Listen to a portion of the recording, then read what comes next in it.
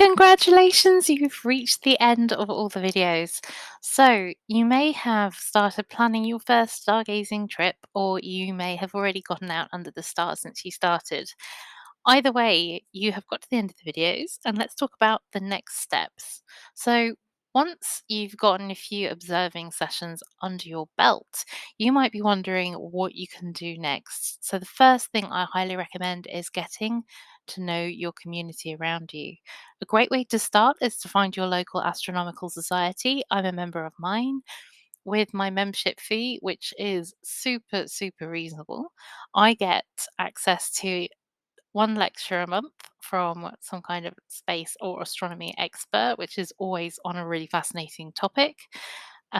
We also have an astrophotography group where we meet online and share technical geeky stuff about astrophotography, and we also meet up together.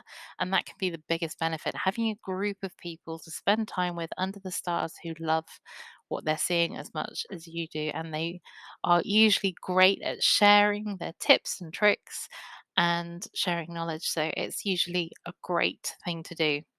The other thing you can do is look for social media groups in your area, in your country. So Facebook often has quite a lot of observing groups.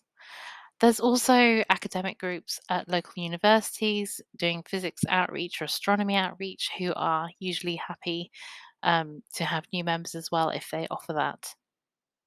So the next branch is observing in more detail, but this time using equipment. So I've started off with binoculars and I'm really happy with that.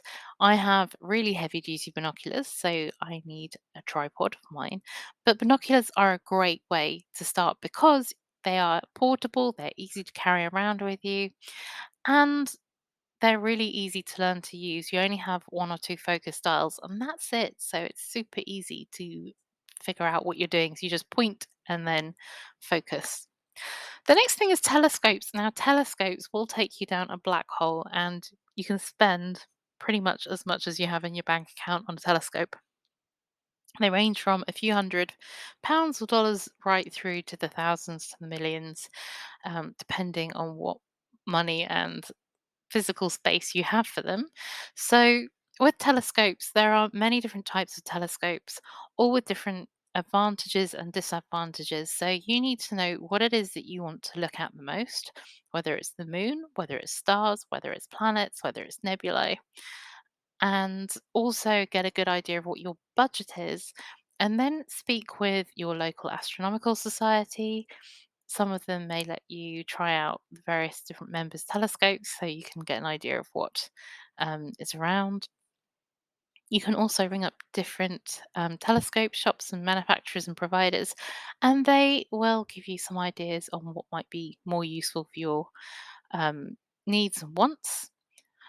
And finally, you can move on to sketching as well. So, if you're observing, rather than just making a note of what you see, which is fine, or even just appreciating and staring into the wonders of space, which again is also fine, you can have a go at sketching, and this is a great way of learning the night sky. So you can learn constellations, but you can also hone in on things like nebulae and spot the brighter patches. And maybe you might see some stars being formed in there. Or maybe you're looking at a planet such as Jupiter and you spot the Galilean moons or various different stripes and bands or the red spot, and you want to make a note of that or just draw it to sort of remember what it looked like. And speaking of that art side, you can go into imaging. So, astrophotography is an up and coming hobby, which unfortunately is getting a bit ruined by all the satellites currently in the sky and light pollution, but it is still a really good fun.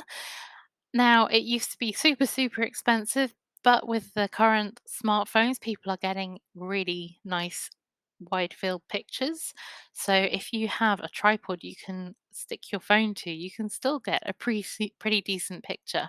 However, if you've got a DSLR camera or even a point and shoot, you can still get some pretty good results with a tripod. Now, again, astro cameras and lenses can start getting super expensive because you can get cooled cameras. You need mounts to track the sky as it moves, or track the earth really as it's moving because the sky stays still. Um, And then you also need to learn how to process those images too. So it's all well and good once you've learned to acquire data, which takes a lot of skill in itself, and learn the sky to know where you're getting your pictures from. You also need to learn how to process images. So you can do that in Photoshop, but there are other packages as well. And once you can do that, you can apply this skill to other things such as data from the Hubble and the James Webb Space Telescope and have a play with their images too. So there is so much you can get out of this hobby in so many different areas.